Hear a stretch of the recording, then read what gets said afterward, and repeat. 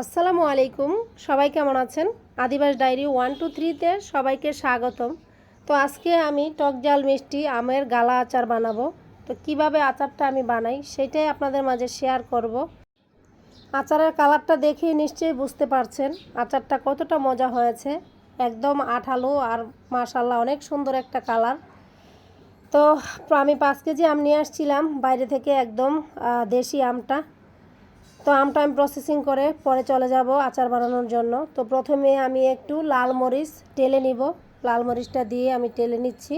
তো টালা হয়ে গেলে লাল মরিচটা আমি এখন নামিয়ে নেব।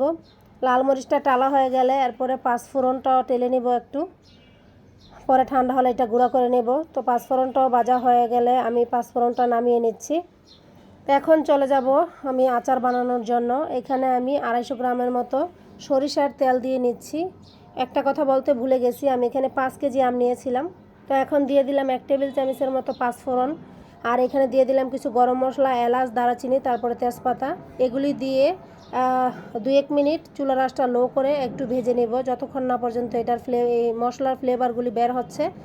তো এরপরে আমি এখানে দিয়ে দিচ্ছি সরিষা বাটা। এখানে আমি হলুদ সরিষাটা নিয়েছি, 5 টেবিল চামচের মতো সরিষা বাটা দিয়েছি আমি, যেহেতু আমার 5 কেজি আম। এখানে সরিষা বাটাটা দিয়ে নেড়ে চেড়ে আমি 2-1 মিনিট ভেজে নিব। এখানে সরিষার তেলের ফেনা উঠছে, ভয় পাওয়ার কিছুই নেই, চুলার আঁচটা কমিয়ে নিলে কমে যাবে। এরপরে আমি দিয়ে দিচ্ছি আদা রসুন বাটা 4 টেবিল চামচের মতো। তো আদা রসুন বাটাটা দিয়ে আমি একটু তেলের মধ্যে এটা ভেজে নিব। এরপরে দিয়ে দিলাম মরিচের গুঁড়া আচারটা ঝালের জন্য, আর দিয়ে দিচ্ছি হলুদের গুঁড়া। এগুলি দিয়ে আমি ভালো করে নেড়েচেড়ে একটু কষিয়ে নেব সব কিছু। তো সুন্দর করে নেড়েচেড়ে কষিয়ে নিচ্ছি। এখন আমি দিয়ে দিচ্ছি স্বাদ মতো লবণ।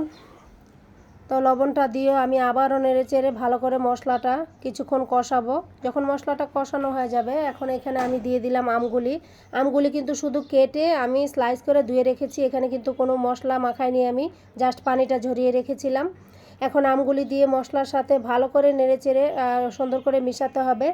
যখন মিশানো হয়ে যাবে তখন আমি এখানে অ্যাড করে দিচ্ছি চিনি। 5 কেজি আমের জন্য এখানে আমি 2 কেজি চিনি দিচ্ছি। 2 কেজি চিনি দিলে একদম সুন্দর মতো মিষ্টি হয়ে যাবে আচারটা। 2 কেজি চিনি দিয়ে দেওয়ার পর এখন আমি এটা নেড়েচেড়ে একটু আমের সাথে মিশাবো। অল্প কিছুক্ষণ নাড়া দিয়ে আমি ঢাকনা দিয়ে ঢেকে দিব আর কি।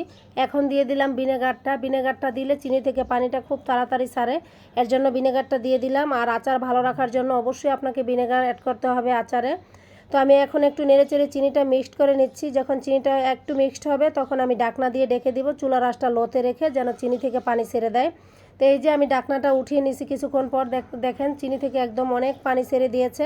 এখন চুলার আঁচটা মিডিয়াম টু লোয়ের মাঝামাঝি রেখে জাল করতে হবে। এখন এখানে আমি দিয়ে দিলাম ছোট দেশি রসুনের কোয়া, 7-8টা রসুন আমি কোয়াগুলি সিলে নিয়েছিলাম, সেগুলি দিয়ে একটু নেড়ে চেড়ে দিচ্ছি। এখন আমি আবারও একটু ঢাকনা দিয়ে ঢেকে দিব, যেন আমটা খুব তাড়াতাড়ি নরম হয়ে যায়। তো ঢাকনাটা এখন খুলে নিয়েছি।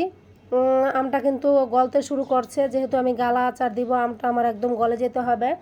এখন আমি চুলার আঁচটা একদম মিডিয়াম টু লোয়ের মাঝামাঝি রেখে অনবরত নাড়তে থাকবো।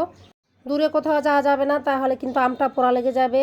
একদম 1 ঘন্টা চুলার কাছে থেকে আমি আমটা নেড়ে চেড়ে এরকম কালার এসে গেছে। এখন আমি হালকা একটু খেজুরের গুড় দিয়ে দিলাম আমের আচারের কালারটা সুন্দর করার জন্য। এখন ফ্লেভারের জন্য দিয়ে দিচ্ছি টালামরিচ। আমি 2টা টালামরিচ ভেঙে দিয়েছি, আর 3-4টা টালামরিচ এভাবে আস্ত দিয়েছি। হ্যাঁ, টালামরিচের ফ্লেভারটা কিন্তু অনেক ভালো লাগে আচারে। তো আমি আর একটু নেড়ে চেড়ে দিব এখন।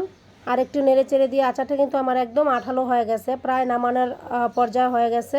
আমি একটু নেড়ে চেড়ে দিচ্ছি, চুলাটা বন্ধ করলে আরও আঠালো হয়ে যাবে। এখন আমি দিয়ে দিচ্ছি টেলে রাখা পাঁচফোড়ন। আমি পাঁচফোড়নটা গুঁড়া করে নিয়েছি অনেক আগেই। তো পাঁচফোড়নটা দিয়ে একটু নেড়ে চেড়ে সব কিছু মিশিয়ে তারপরে আমি চুলাটা অফ করে দেব। পাঁচফোড়ন দিয়ে বেশিক্ষণ জাল করতে যাবেন না, তাহলে কিন্তু আচারটা তেতো হয়ে যাবে। তো আচারটা কিন্তু আমার বানানো হয়ে গেছে। 1.5 ঘন্টা সময় লাগছে এই আচারটা বানাতে। যাদের ধৈর্য আছে তারাই বানাবেন। আমাদের বাসায় গালা আচারটা আমরা খুব পছন্দ করি। এখানে কিছু কিন্তু আটির সাথেও কিছু একটা আছে, পুরাটা আবার গলেও যায়নি।